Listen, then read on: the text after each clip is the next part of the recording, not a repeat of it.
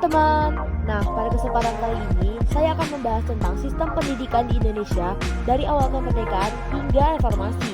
Dan sebagai tambahan, saya akan membahas tentang sistem pendidikan di Indonesia di era pandemi COVID-19. Selamat menonton!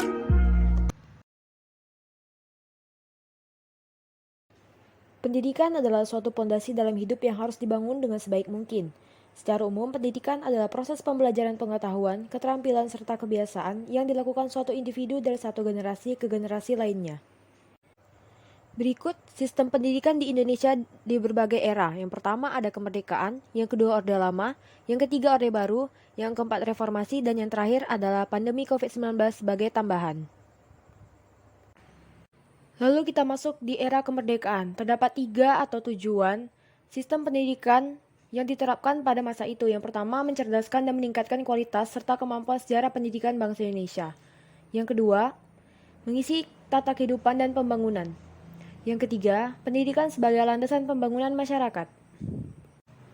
Lalu masuk ke struktur persekolahan dan kurikulum pendidikan pada masa awal kemerdekaan. Adapun susunan persekolahan dan kurikulum yang berlaku sejak tahun 1945 sampai 1950 adalah sebagai berikut. Yang pertama ada pendidikan rendah. Pendidikan yang terendah di Indonesia sejak awal kemerdekaan yaitu disebut dengan sekolah rakyat.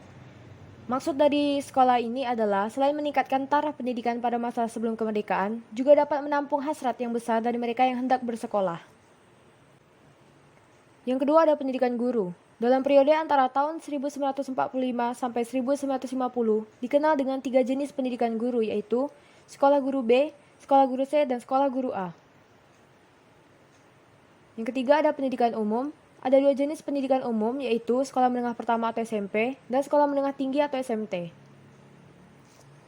Selanjutnya ada pendidikan kejuruan. Yang dimaksud dengan pendidikan kejuruan yaitu pendidikan ekonomi dan pendidikan kewanitaan. Yang berikutnya ada pendidikan teknik. Terdapat contoh-contoh sekolah teknik pada masa itu yaitu kursus kerajinan negeri atau KKN, sekolah teknik pertama atau STP, sekolah teknik atau ST, sekolah teknik menengah atau STM, pendidikan guru untuk sekolah-sekolah teknik. Berikutnya ada pendidikan tinggi. Pendidikan tinggi merupakan kesempatan untuk melanjutkan ke pendidikan yang lebih tinggi setelah menempuh pendidikan umum atau SMT. Terdapat 2 jenis pendidikan tinggi, yang pertama pendidikan tinggi dan pendidikan tinggi republik. Berikutnya ada pendidikan agama. Ini merupakan bantuan terhadap lembaga sebagaimana yang dianjurkan oleh Badan Pekerja Komite Nasional Pusat atau BPKNP pada 27 Desember 1945. Lalu kita masuk ke era yang kedua yaitu Orde Lama. Secara umum pendidikan Orde Lama sebagai wujud setelah kemerdekaan. Pemerintahan yang berasaskan sosialisme ini menjadi petunjuk dasar bagaimana pendidikan dibentuk dan dijalankan demi pembangunan dan kemajuan bangsa Indonesia di masa mendatang. Lalu kita masuk ke sistem kurikulum yang diterapkan pada era Orde Lama. Yang pertama ada tahun 1945 sampai 1968. Pendidikan tersebut bersifat politis, sedangkan Pancasila ditetapkan sebagai dasar pendidikan. Jadi pendidikan watak, kesadaran bernegara, dan bermasyarakat merupakan hal yang diutamakan pada kurikulum ini. Yang kedua ada rencana pelajaran terurai 1952. Pada kurikulum ini, siswa berperan sebagai objek dikarenakan guru menjadi subjek utama dalam memberikan ilmu pengetahuan. Yang ketiga ada kurikulum 1964. Pada kurikulum ini, pemerintah melakukan pendidikan dan pengajaran menyeluruh yang berlaku untuk seluruh Indonesia.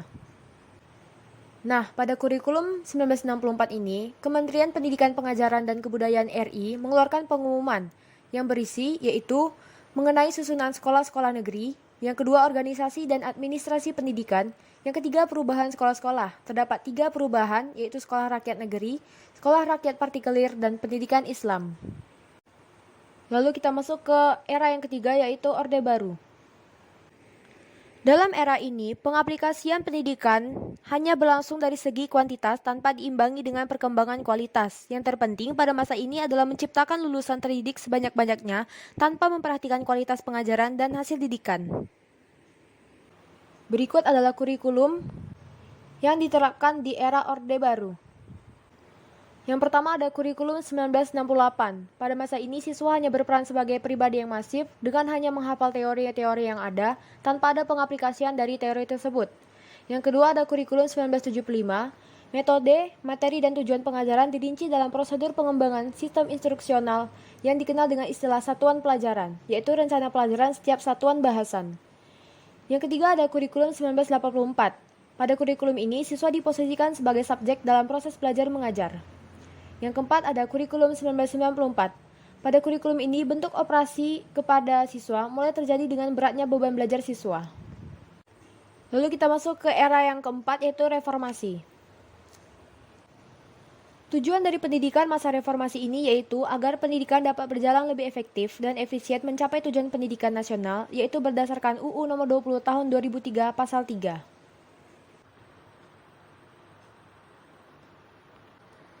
Kita masuk ke sistem persekolahan yang diterapkan di era reformasi. Yang pertama ada pendidikan PAUD, yang kedua ada pendidikan SD, yang ketiga ada pendidikan sekolah menengah, dan yang terakhir adalah pendidikan tinggi.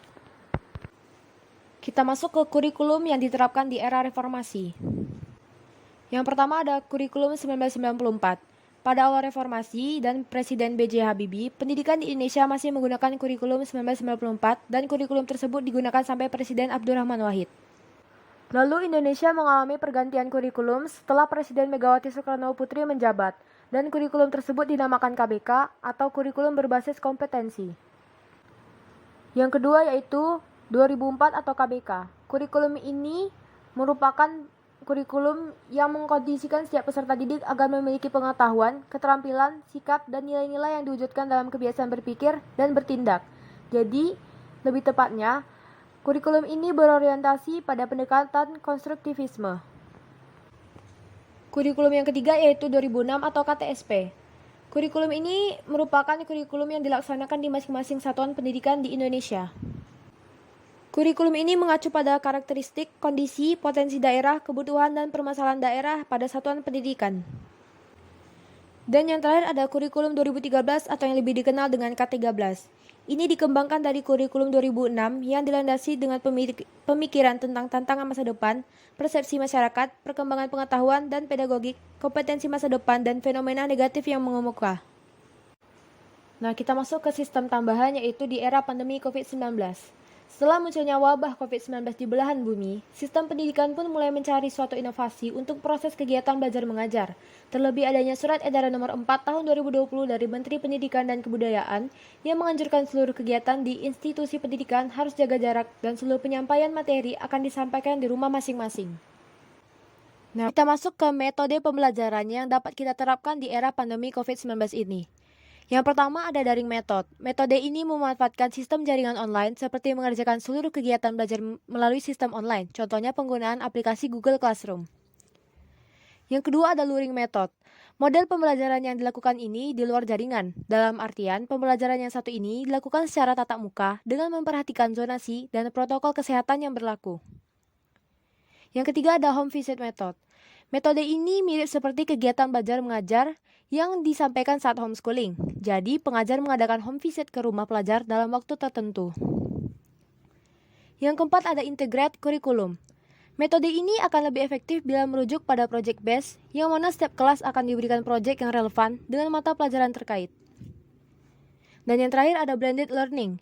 Metode ini menggunakan sistem daring sekaligus tatap muka melalui video conference, contohnya penggunaan aplikasi Google Meet dan Zoom. Nah, sekian pembahasan materi dari saya tentang sistem pendidikan Indonesia dari era kemerdekaan sampai era reformasi dan pandemi COVID-19 ini. Semoga dengan menonton video ini dapat bermanfaat dan menambah pengetahuan teman-teman semua. Terima kasih telah menonton.